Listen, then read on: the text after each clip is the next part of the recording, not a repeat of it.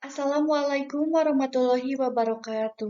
Halo semuanya, perkenalkan nama saya Mira Herawati dengan nomor induk mahasiswa saya 1022-2015 dari kelas C1 Akuntansi.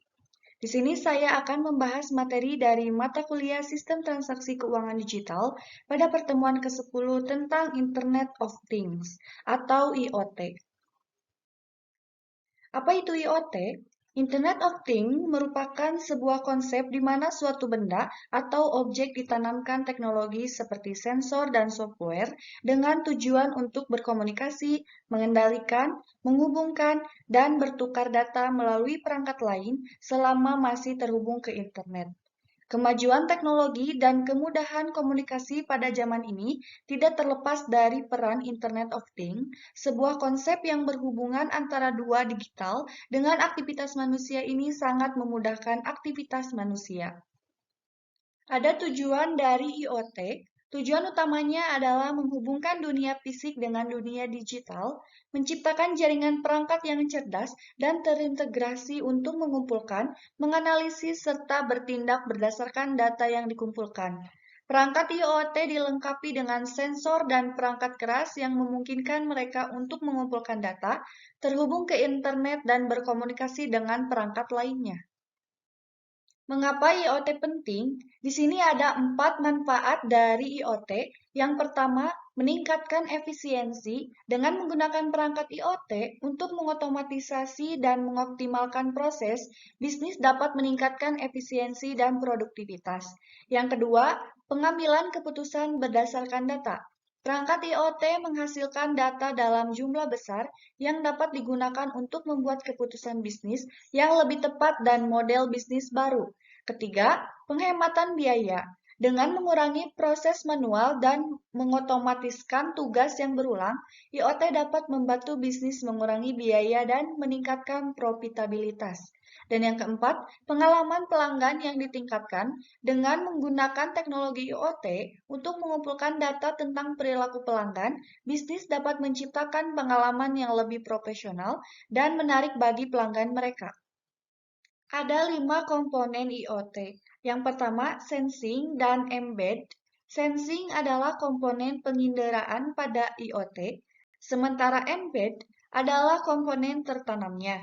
Yang kedua, konektivitas. Komponen konektivitas di dalam IoT berfungsi untuk menggabungkan perangkat, sensor, aktuator, dan cloud untuk menghasilkan suatu tindakan. Yang ketiga, IoT Cloud berfungsi sebagai fasilitas yang berhubungan dengan data. Yang keempat, IoT Data Analytics berfungsi sebagai komponen yang melakukan analisis terhadap data analog yang diterima oleh sensor. Dan yang kelima, perangkat dan interface, tampilan yang akan dilihat melalui suatu perangkat yang akan menjadi alat kontrol IoT bagi pengguna. Ada beberapa contoh IoT. Yang pertama, smart home merupakan salah satu contoh IoT yang menghubungkan perangkat elektronik seperti lampu, AC, dan juga kipas angin.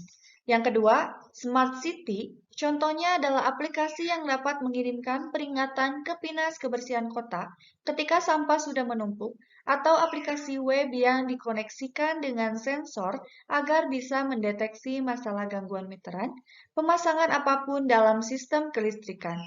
Ketiga, perangkat elektronik atau wearables adalah perangkat yang memiliki sensor dan terhubung dengan perangkat lunak untuk mengumpulkan data dan informasi tentang pengguna.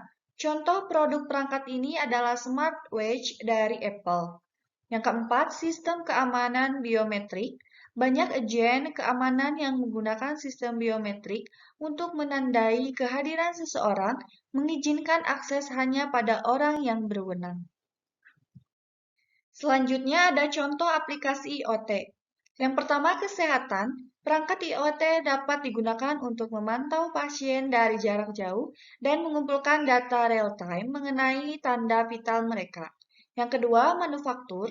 Perangkat IoT dapat digunakan di bidang manufaktur untuk memantau kinerja mesin, mendeteksi kegagalan peralatan, dan mengoptimalkan proses produksi. Yang ketiga, pengeceran. Perangkat IoT dapat digunakan untuk melacak perilaku pelanggan, memantau tingkat inventaris, dan mengoptimalkan tata letak toko. Keempat, pertanian.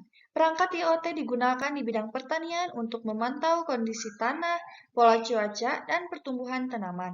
Dan yang keempat, angkutan. Perangkat ini digunakan untuk memantau kinerja kendaraan, mengoptimalkan rute, dan melacak pengiriman.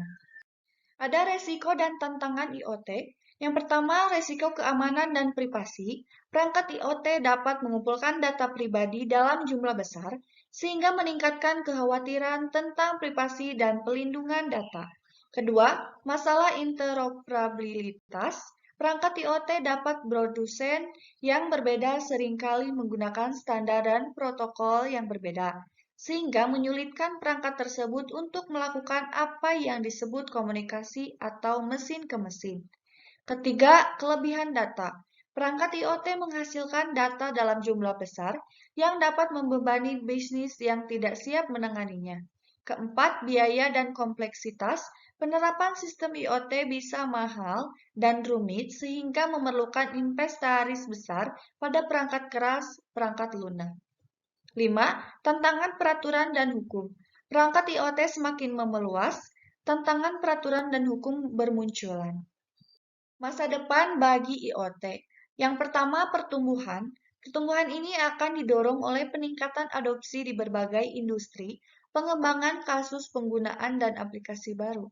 Yang kedua, komputasi tepi.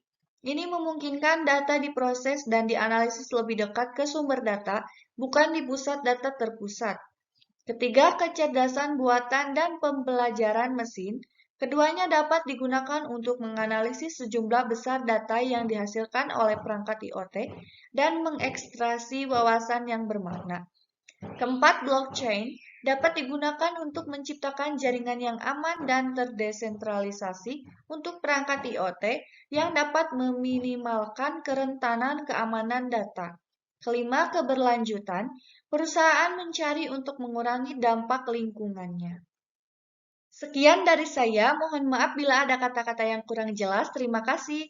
Wassalamualaikum warahmatullahi wabarakatuh.